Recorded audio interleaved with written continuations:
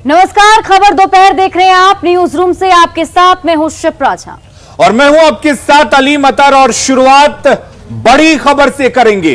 बड़ी खबर इस वक्त सियासी गलियारे से आ रही है। प्रधानमंत्री नरेंद्र मोदी भावी मंत्रियों से मुलाकात कर रहे हैं, क्योंकि आज शाम 6 बजे केंद्रीय कैबिनेट का विस्तार होना है और भावी मंत्रियों से पीएम मोदी मुलाकात कर रहे हैं। आरसीपी सिंह पीएम आवास पर मौजूद हैं। इसके साथ ही पशुपति कुमार पारस भी इस वक्त आवास पर मौजूद हैं।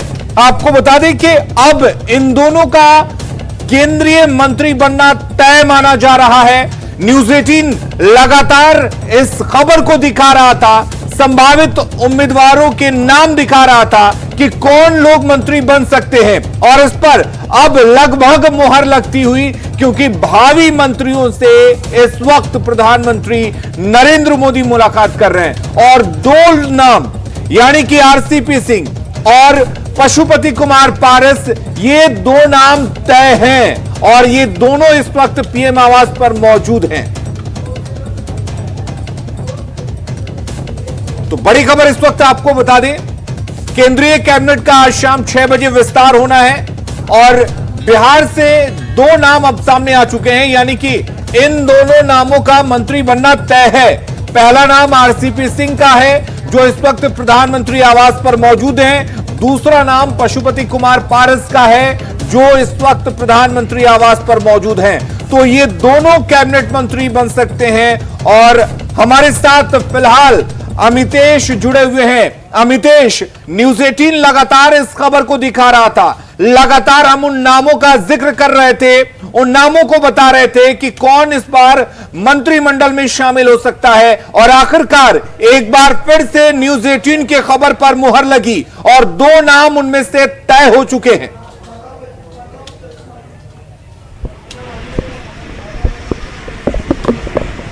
कट गया है, क्यों कट? चलिए अमितेश से एक बार फिर से जुड़ने की कोशिश करेंगे, लेकिन आपको बता दें कि शाम को 6 बजे मंत्रिमंडल का विस्तार होना है और इस वक्त पीएम आवास पर आरसीपी सिंह और पशुपति कुमार पारस मौजूद हैं। जेडीयू कोटे से कैबिनेट मंत्री बनेंगे। हमारे साथ दिवाकर जुड़े हुए हैं। दिवाकर, एक नाम जेडीयू कोटे से तय हो चुका है, यानी कि आरसीपी सिंह केंद्रीय मंत्री बनेंगे, यह बात तय है। साथ ही पशुपति कुमार पारस का नाम भी तय है, क्योंकि ये दोनों पीएम आवास पर इस वक्त मौजूद हैं। लेकिन बाकी नामों का क्योंकि ललन सिंह का नाम भी आगे आ रहा था, इसके अलावा जेडीयू कोटे से कई और नाम सामने आ रहे थे। क्या खबर है बिहार के सियासी गलियारों में इसको लेकर? देखिए, जो हम लगातार खबर दिखा रहे थे, व्यूअर्स को जो हम सूचनाएं दे रहे थे, उस पर मुहर लग गई है। और मैं आपको बता दूं कि प्रधानमंत्री नरेंद्र मोदी और अमित शाह, जो बीजेपी के सबसे बड़े नेता माने जाते हैं, वो अलग ही उनकी शैली है, अलग अंदाज में काम करते हैं।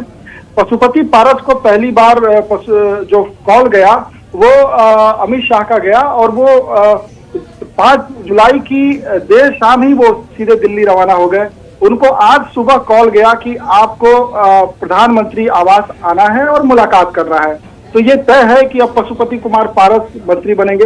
रही बात दूसरे जेडीयू जो सहयोगी दल की बात है, तो नीतीश कुमार ने इशारों में जो पटना एयरपोर्ट है उस पर उन्होंने साफ तौर पे कह दिया था कि केंद्रीय मंत्री परिषद में कौन शामिल होगा, इसको लेकर आरसीपी सिंह तय करेंगे। तो साफ तौर पे ये बात अब जाहिर हो गई कि आरसीपी सिंह ही तय करेंगे कि जेडीयू का प्रतिनिधित्व किसको मिलेगा। तो आरसीपी सिंह मंत्री बनने हैं, उनका भी तय हो गया।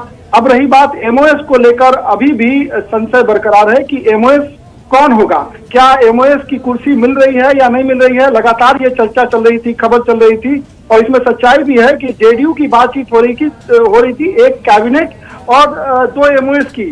लेकिन एक खबर और भी आ रही थी कि जेडीयू को एक कैबिनेट और एक एमओएस मिलेगा।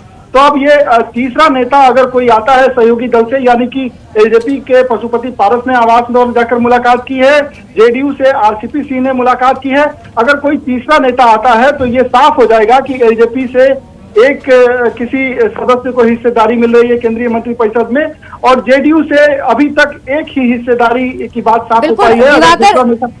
खबर ऐसी भी आ रही थी बीच में कि 4 सीट मांगा जा रहा था जेडीयू की तरफ से, लेकिन बताया जा रहा था कि 2 सीट भी बीजेपी देने को तैयार नहीं है। तो ऐसे में अब क्या परिस्थिति आपको दिखाई दे रही है? क्या अब बीच का रास्ता निकाला जा चुका है? देखिए, 4 सीटों की जहां तक बात है, जब 2019 में सरकार गठित हो रही थी तो उस वक्त जेडीयू ने 4 सीटों की डिमांड की थी। लेकिन फिलहाल जो बातचीत चल रही थी, एक कैबिनेट और 2 एमओएस की चर्चा चल रही थी। और अब कुछ ही घंटों में ये साफ हो जाएगा कि अगर जेडीयू का कोई और नेता भी पहुंचा है प्रधानमंत्री आवास तो उसे मंत्रिपरिषद में जगह मिल सकती है। अभी जो साफ तस्वीर है उसमें यही साफ है कि बीजेपी बिहार से अपने सहयोगियों को ही केंद्रीय मंत्रिपरिषद में जगह दे रही है। एलजेपी कोटे से पशुपति कुमार पारस, जिनकी काफी चर्चा हो रही थी, कई तरह की खबरें भी आ रही थी कि चिराग पासवान प्रधानमंत्री को पत्र लिख रहे हैं तो क्या उनका टिकट कट जाएगा। लेकिन ये बात पक्की थी, जब से जो है एलजेपी के 2 धड़े हुए वो बात पक्की थी कि पशुपति कुमार पारस मंत्री बनने हैं। और दिवाकर, ये तय था कि पशुपति कुमार पारस बनेंगे क्योंकि 5 सांसद उनके पाले में आ गए थे, उनके खेमे में आ गए थे। हमारे साथ इस वक्त अमितेश भी जुड़े हुए हैं। अमितेश, एक बार फिर से न्यूज़ 18 की खबर पर मुहर लग चुकी है। 2 नाम जो लगातार सबसे आगे हम दिखा रहे थे, यानी कि आरसीपी सिंह और पशुपति कुमार पारस, इन दोनों नामों पर मुहर लग चुकी है क्योंकि ये दोनों प्रधानमंत्री आवास में इस वक्त मौजूद हैं। लेकिन बाकी नामों का क्या ये मान लिया जाए कि बस यही 2 नाम हैं जो जा रहे हैं आगे, मंत्रिमंडल में शामिल हो रहे हैं, या और भी नामों पर अभी चर्चा बाकी है?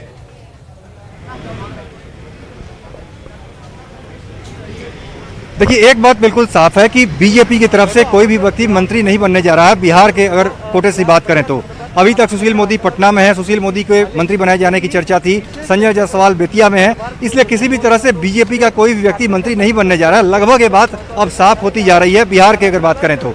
दूसरी बात करें अगर एलजेपी कोटे से, तो एलजेपी कोटे से पशुपति पारस, चूंकि रामविलास पासवान के निधन के बाद एक सीट जो खाली हुई थी तो उस सीट पर पशुपति कुमार पारस को बनाया जा रहा है। और जो सूत्र बता रहे हैं उसके मुताबिक पशुपति कुमार पारस ही कैबिनेट मंत्री बनेंगे।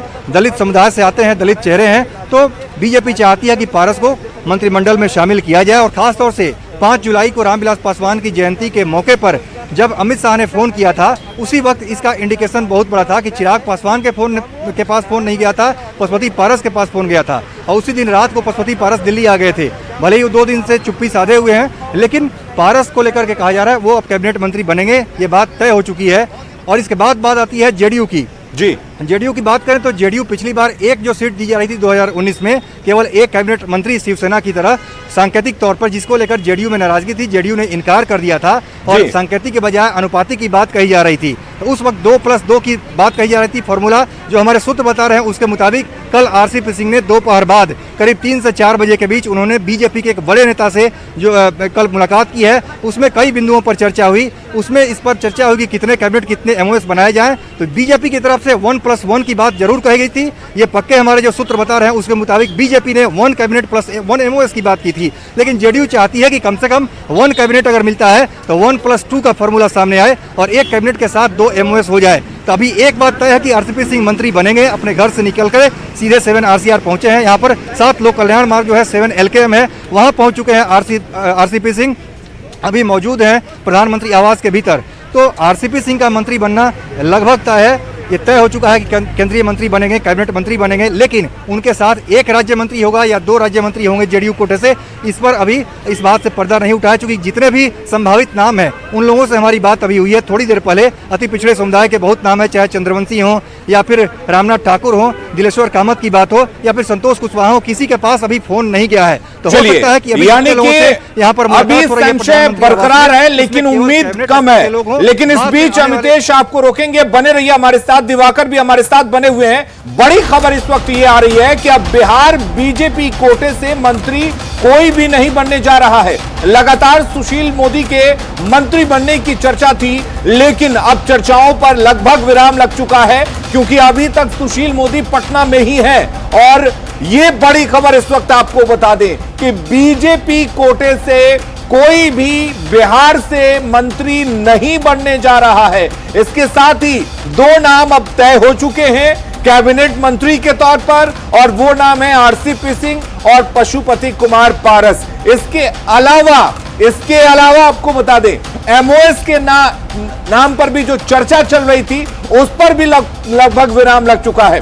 तो लगातार हम ये दावा कर रहे थे, लगातार हम ये कह रहे थे कि जो नाम न्यूज 18 दिखा रहा है वो नाम तय है। और एक बार फिर से न्यूज 18 की खबर पर मुहर लगी, एक बार फिर से जो संभावित उम्मीदवार न्यूज 18 ने दिखाई उन नामों पर मुहर लग चुकी है। और बिल्कुल सटीक जानकारी हम कल से ही दे रहे हैं, जब से मंत्रिमंडल के विस्तार की चर्चा चल रही थी तब से ये नाम हम दिखा रहे थे और आखिरकार उन नामों पर मुहर लग चुकी है। हमारे साथ दिवाकर लगातार जुड़े हुए हैं। दिवाकर, एक बार फिर से सबसे सही, सबसे सटीक और सबसे पहले हमने उन नामों को दिखाया और उन नामों पर अब मुहर लग चुकी है। जी बिल्कुल, राजनीति जो भी होती है वो